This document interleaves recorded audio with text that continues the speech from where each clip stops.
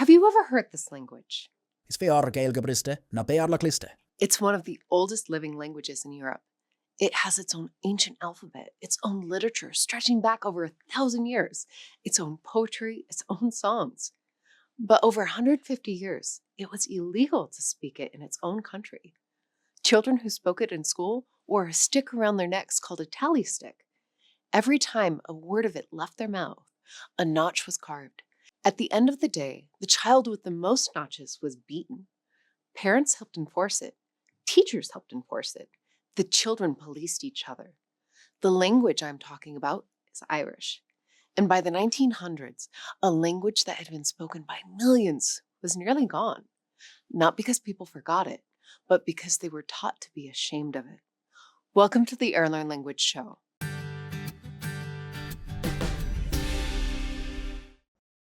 There's something about a language being taken from people that hits differently than other kinds of loss. A language isn't just a communication system. It's the container for everything a culture knows about itself. Its humor, its grief, its way of naming the world. When you kill a language, you're not just changing how people talk. You're changing what they're able to remember. That's why this story matters. And it's honestly why language learning matters too. Every language you understand is another world you have access to. Airlearn is built around that idea. But we'll come back to that. First, Ireland. To understand what happened to Irish, you need to understand what Ireland was before the English came. Irish, or Gaeilge, is a Celtic language, part of the same ancient family that once stretched across most of Europe before Latin pushed it to the edges. By the early medieval period, Ireland had one of the most sophisticated literary cultures in the world. While most of Europe had lost its ability to read and write after the fall of Rome, Irish monks were copying manuscripts, producing beautiful illuminated texts, writing poetry of extraordinary complexity. The Book of Kells, the Tan Bocúlne, an epic older than most European national literatures. A traditional of oral poetry so technically demanding that its practitioners trained for decades. Irish wasn't just a spoken language. It was a civilization. And then gradually, systematically, that civilization was taken apart. English involvement in Ireland began in the 12th century, but the most devastating assault on the Irish language came with the Penal Laws, a series of statutes introduced in the late 17th and early 18th centuries that dismantled Catholic Irish society from the ground up. The Penal Laws banned Catholics from owning land, from holding public office, from entering professions, from voting. They were designed to strip the native Irish population of economic and political power, and they succeeded. English became the language of advancement, of commerce, of survival.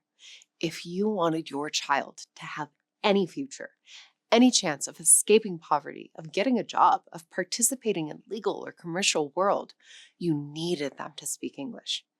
Irish became the language of the poor, the rural, the powerless. And in a society as brutally stratified as colonial Ireland, association with poverty was association with failure. The tally stick, called a bata squire in Irish, was not imposed by English soldiers. It was often adopted voluntarily by Irish parents who understood the calculation. The most devastating thing about the tally stick is not that the English invented it. It's that Irish family used it on their own children because they loved them and wanted them to survive. And then came the famine. Between 1845 and 1852, a potato blight triggered the worst humanitarian catastrophe in the 19th century Europe. At least 1 million people died of starvation and disease in Ireland. Another 1.5 million immigrated in just those 7 years, and immigration continued for decades after. By 1900, the population of Ireland had fallen from over 8 million to around 4 million. The famine did not hit Ireland evenly. It hit the West and the Southwest hardest, the most rural, most isolated, most impoverished regions. And those regions were, not coincidentally, the most Irish-speaking parts of the country. The Gaeltacht, the Irish-speaking heartland, was devastated. The people who died in the greatest numbers and the people who immigrated in the greatest numbers were disproportionately Irish speakers. The famine didn't set out to kill a language, but it killed the people who spoke it. By 1851, the census showed that the number of Irish speakers had collapsed. In a single generation, the language had gone from being spoken by a majority of the population to being confined to isolated pockets along the western coast. The process that the Penal Laws and the tally stick had begun, the famine completed. By the late 19th century, Irish was dying, and a small group of people decided they were not going to let it. In 1893, a scholar named Douglas Hyde, the son of a Protestant clergyman, which is its own kind of irony, co-founded Conrad na Gaeilge, the Gaelic League. Its goal was the revival and preservation of the Irish language, not as a museum piece, as a living tongue. Hyde's argument was cultural as much as linguistic. He believed that Ireland had been talked into despising itself, that the colonial project had been so successful precisely because it had convinced the Irish that their own culture was inferior, primitive, embarrassing. The revival of Irish wasn't just about saving the language. It was about recovering a sense of self. The Gaelic League spread rapidly. By the early 1900s, it had hundreds of branches across Ireland and among the Irish diaspora. It published newspapers in Irish. It organized festivals. It taught classes. It made speaking Irish a political act, an act of resistance and identity. And when Ireland finally achieved independence in 1922, Irish was written into the Constitution as the first national language of the state. It became a compulsory subject in schools. Knowledge of Irish was required for entry into the civil service. The new Irish state was betting that official support could do what centuries of suppression had nearly prevented, bringing back a language to life. It didn't quite work. And the reasons why are a lesson in what a language revival can and cannot do. The problem was that making Irish compulsory in schools created a strange relationship between the Irish people and their own language. For generations of schoolchildren, Irish became associated not with cultural pride or poetic tradition, but with rote memorization, difficult grammar, and exam pressure. You learned it because you had to.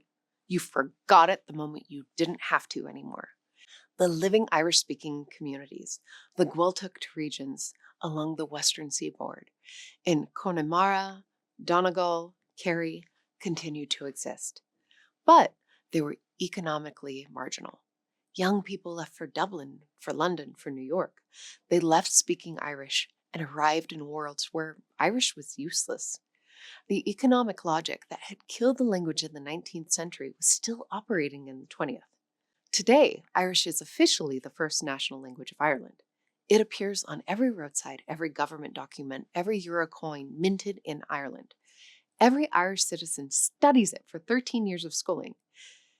And yet, only around 2% of the population speaks it daily. The Gaeltacht regions have shrunk to a few thousand people.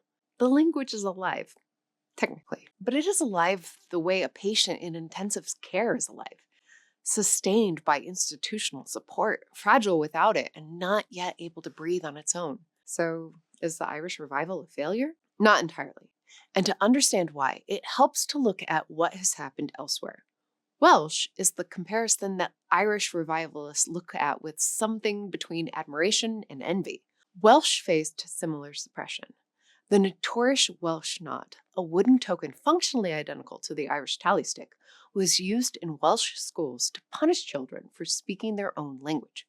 Welsh, like Irish, was the language of the rural poor, while English was the language of power and advancement. But Welsh revival has been more successful. Today, around 20% of Wales speak Welsh, 10 times the proportion of Irish speakers in Ireland. Welsh medium schools, schools that teach entirely in Welsh, have expanded dramatically. A Welsh television channel, S4C, has been broadcasting since 1982. The Welsh government has set a target of 1 million Welsh speakers by 2050. The difference, most linguists agree, is that Welsh was never as thoroughly displaced as Irish. The famine didn't happen to Wales. The Welsh-speaking communities, while shrinking, retained more density and continuity. And critically, Welsh revival created genuine daily use contexts, schools, media, government services, where Welsh was not just a symbol, but a functional tool. Hawaiian tells a different story. By the 1980s, Hawaiian was nearly extinct. Fewer than 50 children were growing up speaking it as a first language. A group of elders and educators created Hawaiian language immersion schools called Punana Leao, language nests, where children were taught entirely in Hawaiian from an early age. Today, there are thousands of native Hawaiian speakers under 30. The language is not saved yet, but it is no longer dying. And then there's Hebrew. Hebrew is the only language in recorded history to have been fully revived from near death as a native spoken tongue. Hebrew proves that a language can come back from the dead, but it required a unique set of circumstances. A new country, a population of immigrants who had no other shared language, and an almost religious commitment to a linguistic revival as nation building. Ireland had some of those conditions in 1922, but not all of them. And the ones that it lacked mattered, which brings us back to the question at the heart of the story. Can a language survive if it's a symbol of identity, but not a tool of daily life? The honest answer is not forever. A language that people feel proud of, but don't actually speak, is a language in a waiting room. It can stay there for a long time. Institutions can sustain it, schools can teach it, governments can put it on road signs. But at some point, a language needs to be what languages have always been, the thing people reach for automatically without thinking when they want to say something that matters. Irish is not dead. There are communities where it lives as a genuine first language. There are young people in Dublin and Cork who have chosen to raise their children in Irish, not out of obligation, but out of love. There's a generation for whom Irish is not the language of the tally stick or the exam hall, but the language of music, of social media, of identity claimed rather than imposed. Whether that is enough, whether love and identity can do what daily necessity once did, is a question that the next generation of Irish speakers will answer. What is not in question is what was lost and what it cost to lose it. A language that had survived Viking raids and Norman invasion and centuries of poverty was nearly finished off, not by conquest alone, but by the quieter, more insidious weapon of shame. The tally stick didn't just punish children for speaking Irish.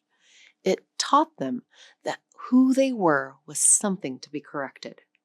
That is the deepest damage any conquest can do, and it is the hardest to undo. The phrase you heard at the beginning of this video Is fear Gaeilge briste na bearlach liste. is an old Irish saying. It means broken Irish is better than clever English. Every language that survives does so because enough people decided the attempt was worth making. And every language you learn is your own version of that decision. The choice to reach for worlds that isn't yours by birth and make it yours by effort. That's something Airlearn understands better than most, because it's built not just around teaching you a language, but around showing you the living world inside it. Links in the description. See you in the next one.